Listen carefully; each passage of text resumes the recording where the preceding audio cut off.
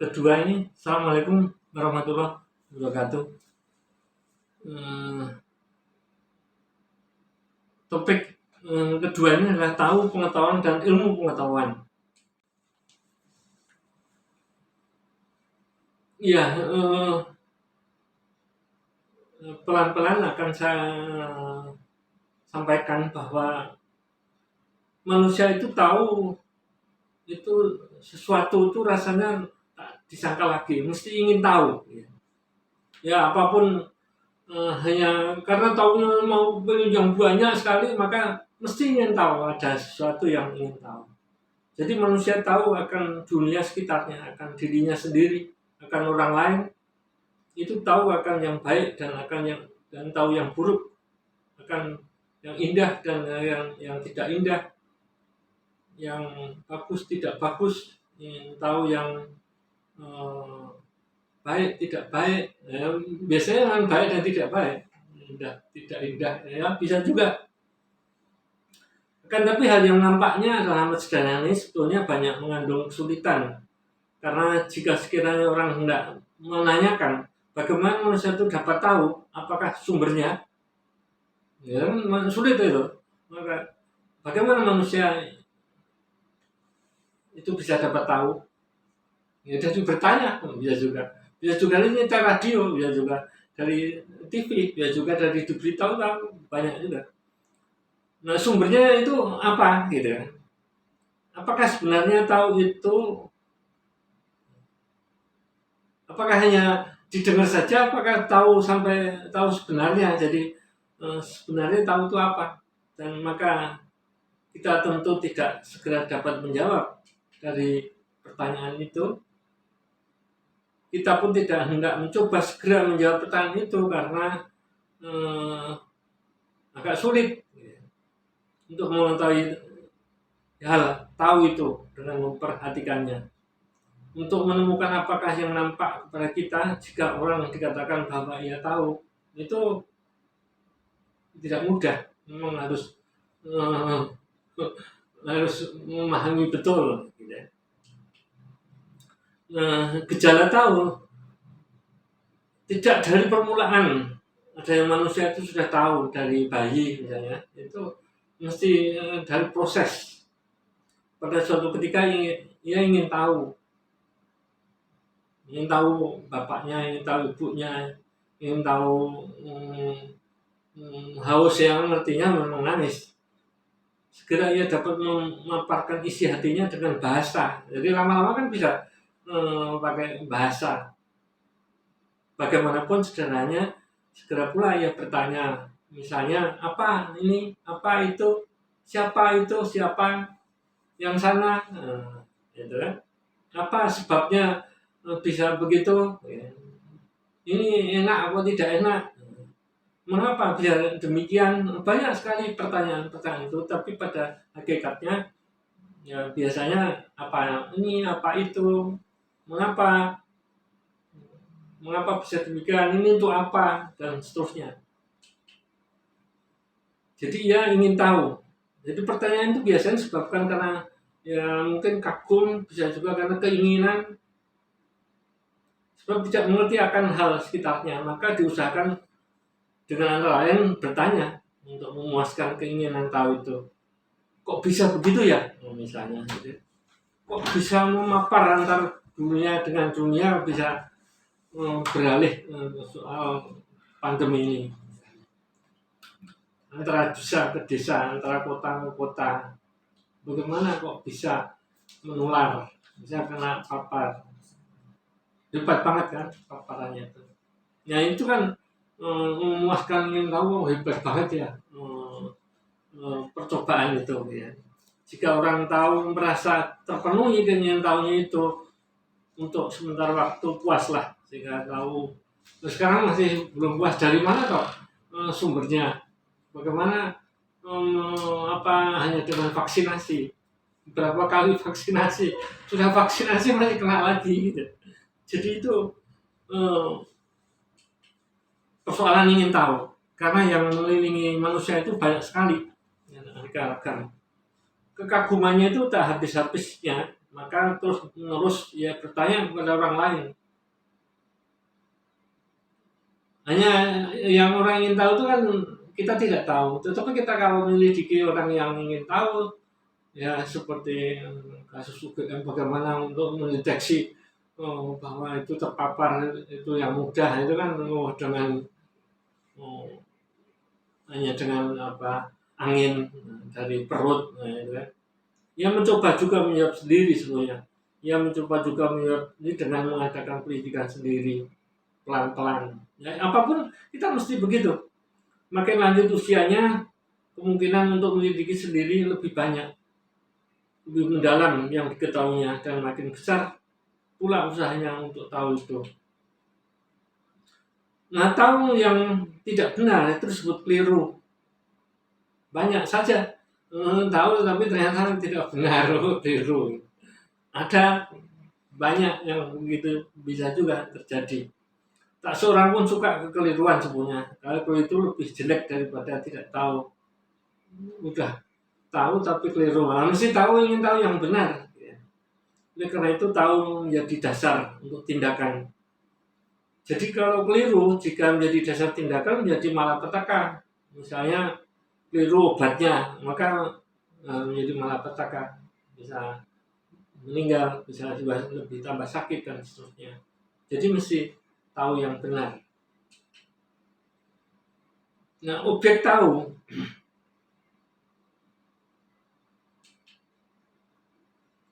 jika manusia ingin tahu apakah yang hendak diketahui, ya, jika manusia ingin tahu apa yang hendak diketahui, yang lain apakah objek tahu itu?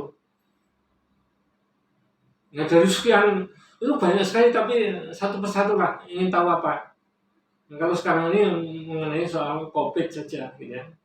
Itu tapi tidak itu saja sebenarnya, banyak saja geng. Mengapa kok banyak geng? Mengapa kok banyak sekarang ada gejala-gejala gunung Merapi dan sebagainya, banyak sekali kejadian. Nah, ini kan ingin tahu manusia tentang sesuatu itu bukanlah dari sejak lahirnya, tetapi rupanya bukanlah itu suatu bekal yang dibawanya waktu lahir, tetapi proses berjalan.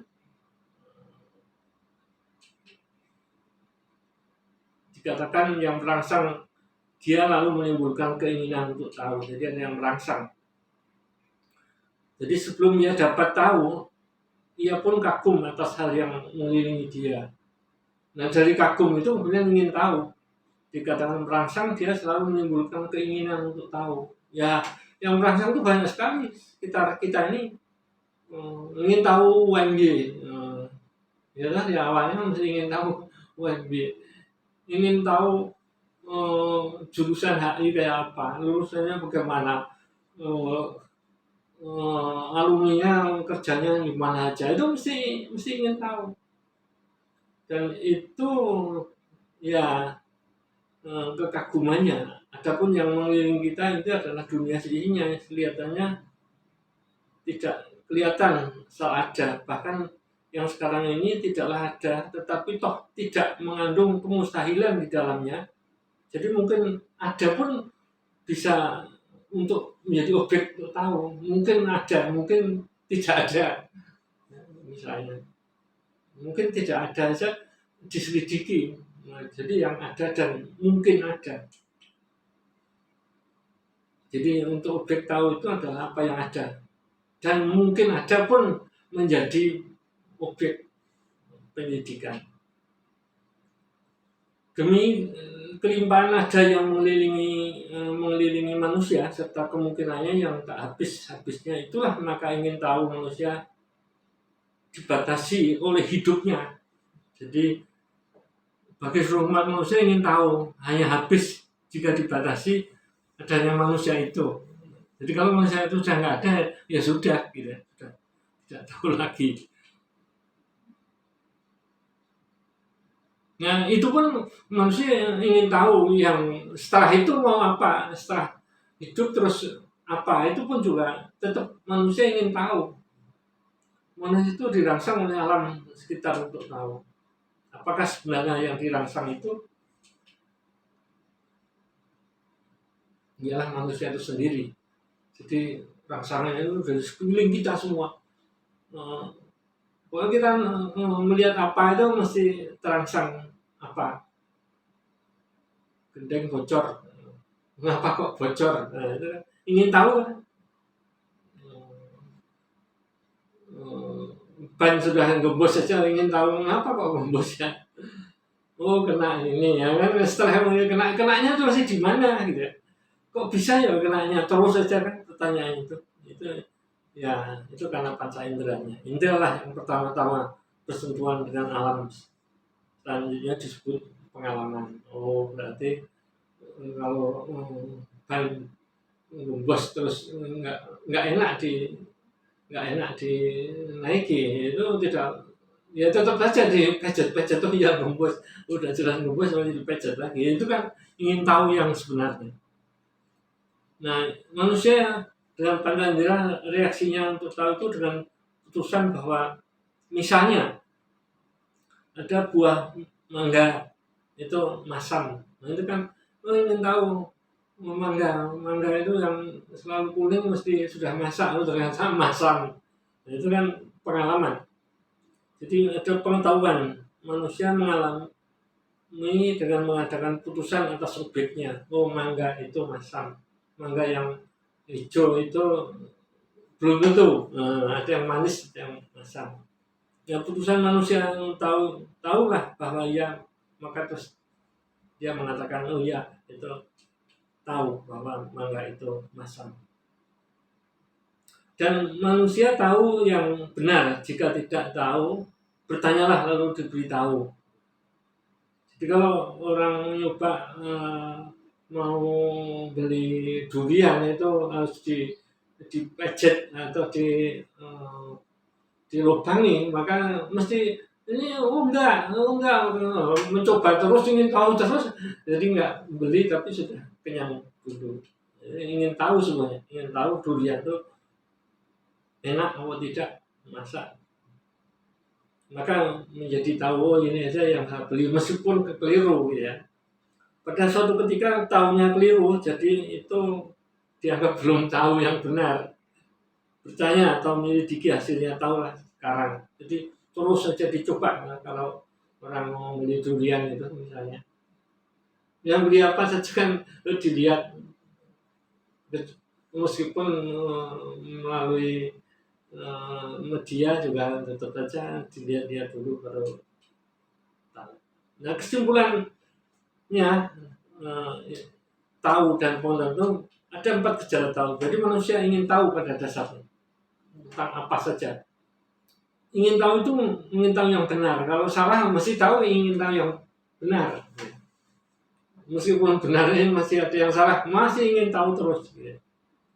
Nah objek tahu itu yang ada dan mungkin ada itu pun terus sedikit kemungkinan gunung berapi meletus lagi, kemungkinan